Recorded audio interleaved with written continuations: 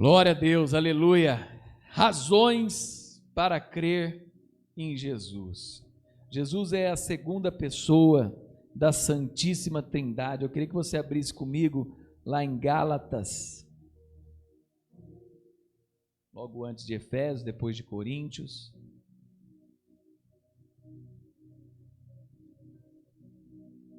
Gálatas capítulo 4, verso 4, diz assim, ó. Mas quando chegou o tempo, Deus enviou o seu Filho, nascido de uma mulher e sob a lei. Assim o fez para resgatar a nós que estávamos sob a lei, a fim de nos adotar como seus filhos. E porque nós somos seus filhos, Deus enviou ao nosso coração o Espírito de seu Filho. Por meio dele clamamos: Abba, Pai. Agora, você já não é escravo, mas filho de Deus. E uma vez que é filho, tornou-se herdeiro dele. Aleluia, aleluia. É interessante essa palavra de Deus.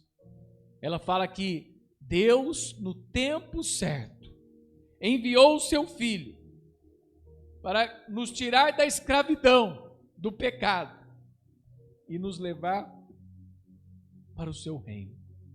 Em outro trecho da palavra de Deus fala que através de Cristo nós fomos transportados para o reino do seu amor.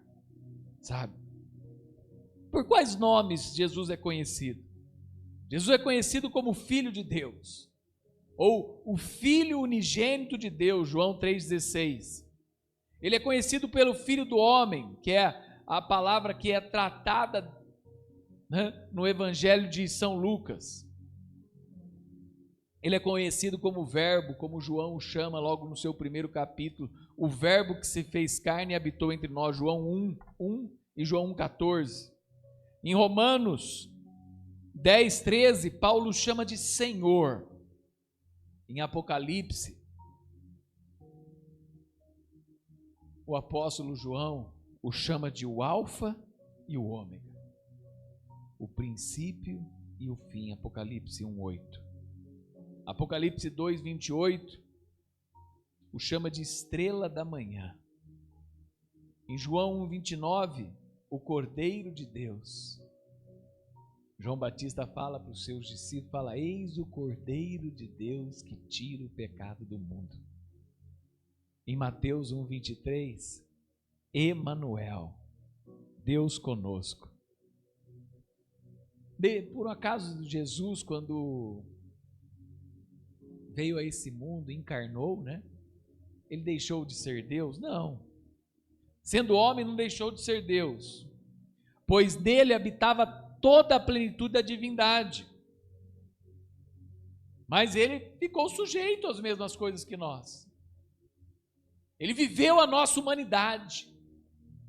Ele mostrou como é viver como homem sem pecado. Ao mesmo tempo que ele era Deus, ele era homem. As Escrituras mostram que ele viveu, sentiu e sofreu como homem.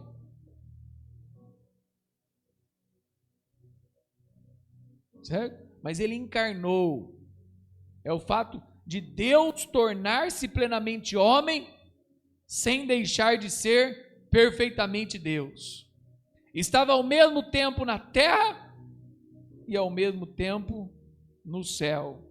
João 1,14 e 3,13. Olha o que fala lá, João 1,14, Evangelho de São João.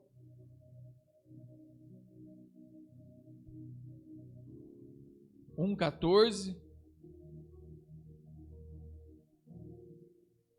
Assim a palavra se tornou ser humano, carne e osso, habitou entre nós. Ele era cheio de graça e verdade, e vimos a sua glória, a glória do Filho único do Pai.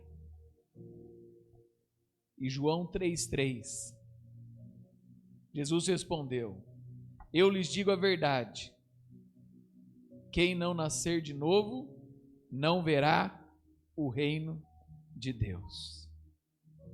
E 3,13, Ninguém jamais subiu ao céu, exceto aquele que de lá desceu, o Filho do Homem.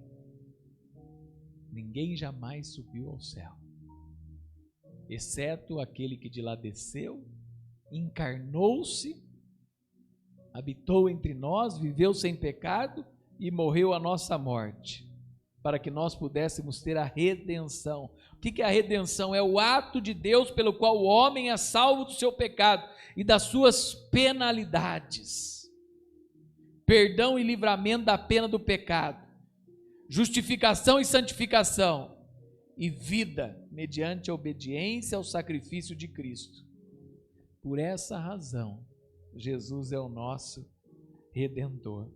Ele veio nos remir, nos salvar, fez homem, viveu sem pecado, sofreu, morreu, ressuscitou da morte e ascendeu ao céu, onde está à direita de Deus, intercedendo por nós. Que razões nós temos para crer em Jesus? Por exemplo, a ressurreição ela é essencial para a fé cristã. Existem algumas razões para nós crermos, né? Primeiro, que Jesus falou que ele iria morrer e ressuscitar, e tudo aquilo que ele falou aconteceu. Ele falou: destruirei esse templo e em 3 dias o reconstituirei. E ele o fez verdadeiramente. Segunda coisa, o túmulo está vazio. A ressurreição é a única explicação plausível para um túmulo vazio. Uma leitura cuidadosa, por exemplo, da história bíblica, mostra que o túmulo onde eles colocavam o corpo estava rigorosamente guardado por soldados romanos e selado com uma enorme rocha.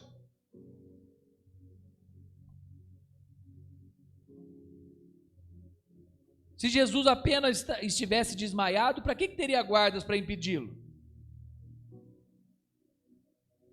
Os inimigos de Jesus não teriam tirado o corpo do túmulo, já que o desaparecimento do corpo só ajudaria a encorajar a ressurreição. E nenhum dos seus seguidores chegou para tirar. Na verdade, quando eles chegaram, tanto as mulheres quanto os seus discípulos, o corpo já não estava mais lá. E nós vemos lá em Lucas, por exemplo, capítulo 24, né, e 28, né, o capítulo ali da ressurreição. É interessante esse processo, né? No capítulo 24, ele mostra a ressurreição. E também, né, em Mateus, lá no finalzinho de Mateus,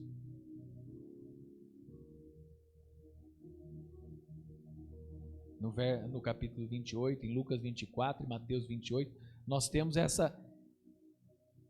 essa história da ressurreição de Cristo. Então, primeiro, que ele prediz, e acontece. Segundo, que o túmulo está vazio.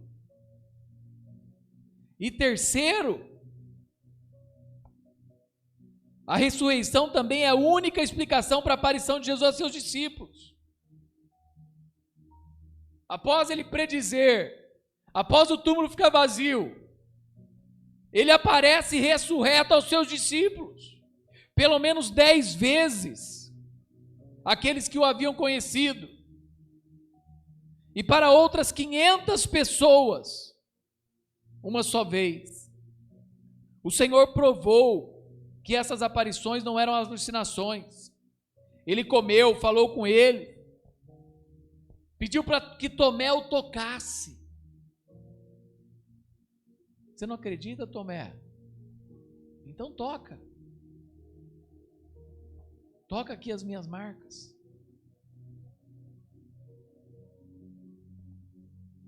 Thomas Jefferson, o terceiro presidente dos Estados Unidos da América, fala: de todos os sistemas de moralidade, antigo e moderno, o qual tenho tido a possibilidade de observar, nenhum me parece tão puro quanto o de Jesus.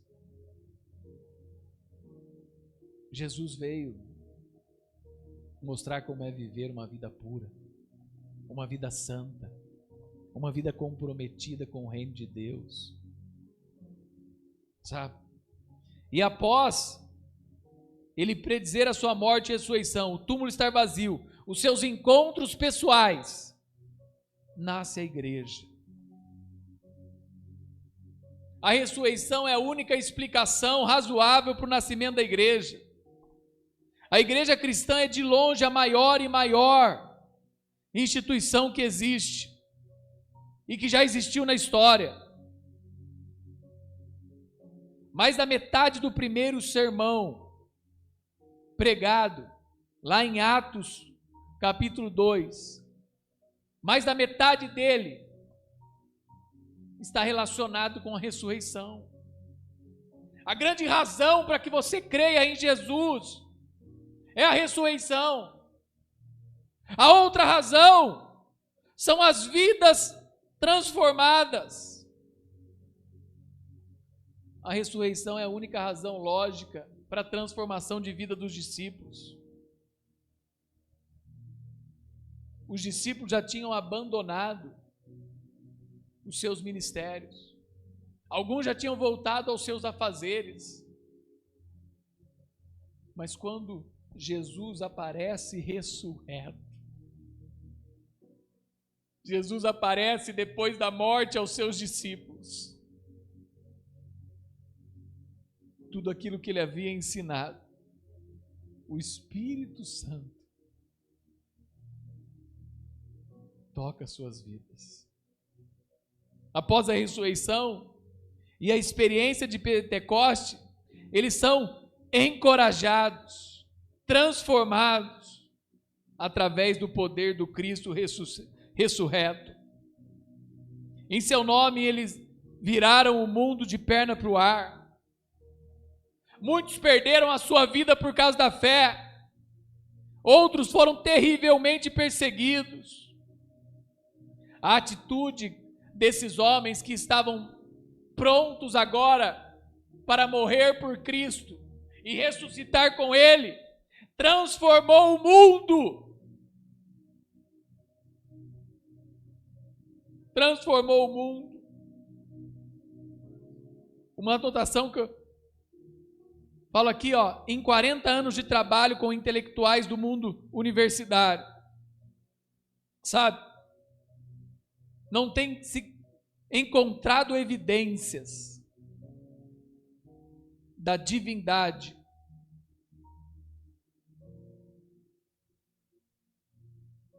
e da ressurreição de Cristo, que não tenham admitido que Ele é o Filho de Deus, o Messias prometido.